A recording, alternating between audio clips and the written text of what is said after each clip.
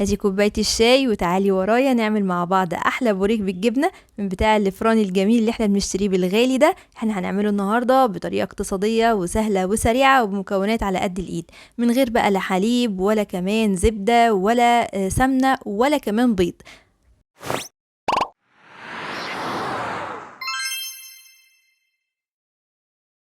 يلا بينا نسمي الله ونصلي على الرسول عليه الصلاة والسلام ونبدأ في الوصفة بتاعتنا.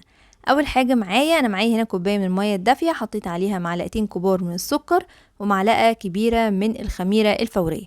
ابدأي اخلطيهم كويس جدا جدا لحد ما السكر اللي معاكي يدوب، وكمان الخميرة تبدأ تتفاعل مع السكر وتطلع فقاقيع كده. خلاص كده. بعد كده هنزل بقى هنا بمكون اختياري وهو الحليب البودرة. انا حطيت هنا معلقتين كبار من الحليب البودرة، انت ممكن تستغني عنهم، مش ضروري خالص في الوصفة.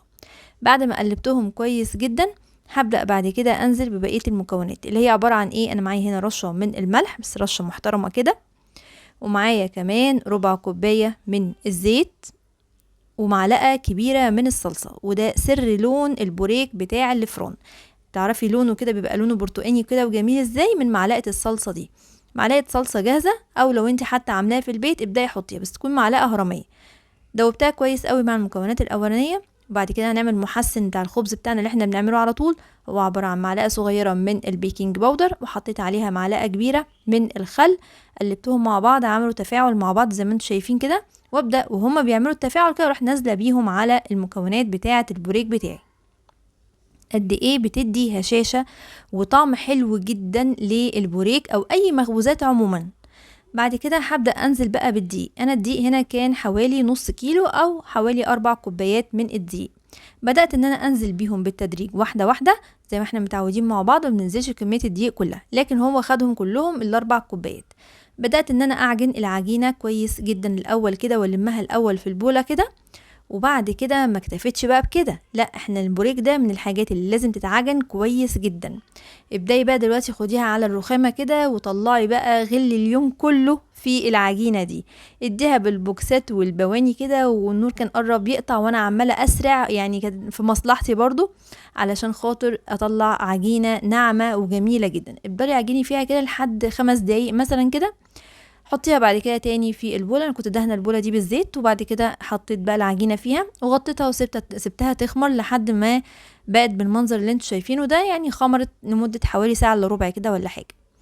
خدت بقى العجينة، هبطت التخمير اللي فيها ده وعملتها رول طويل قوي زي ما انتوا شايفين، وبدأت اقطع بقى من الرول ده قطع صغيرة. هنا بقى الحجم ده بتاعك، عايزة تخليها اصغر من كده براحتك، عايزة تخليها اكبر من كده برضو براحتك، لكن هي اكبر من كده مش تبقى حلوة قوي.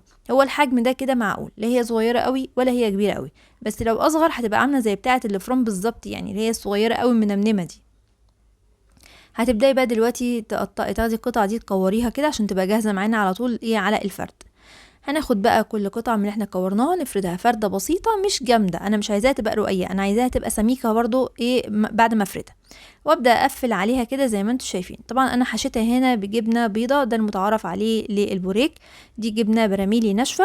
انا حطيتها قطعتها حتت صغيرة كده وبقيت احشي بيها البوريك بتاعي. شايفين اهو، سهلة جدا ما فيهاش اي حاجة. هتبداي تحشي بالجبنة وتقفلي، وما تكتريش الجبنة عشان ما تخرجش بره العجين. تمام كده اهو، زي ما انتم شايفين قفلناها كويس. اهم حاجه تقفليها كويس قوي عشان الجبنه ما تطلعش بره العجين بتاعك.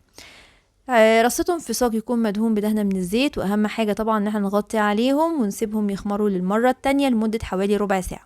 بعد ما خمروا كنت محضره شويه من الحليب، يعني حوالي اقول لك ربع كوبايه من الحليب عليها معلقه صغيره من السكر، وبدات ان انا ادهن بيهم وش البوريك بتاعي كده بعد طبعا ما خمر. وبعد كده رحت جايه حاطه خليط ما بين سمسم وحبه البركه فوق الوش كده. طبعا في اثناء ذلك انا مولعه الفرن على درجه حراره 200.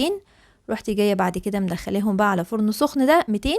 شغلت الاول تحت، اول ما تحمر من تحت طفي تحت وشغلي الشوايه من فوق تاخد اللون الذهبي الجميل الرائع اللي انت شايفينه ده.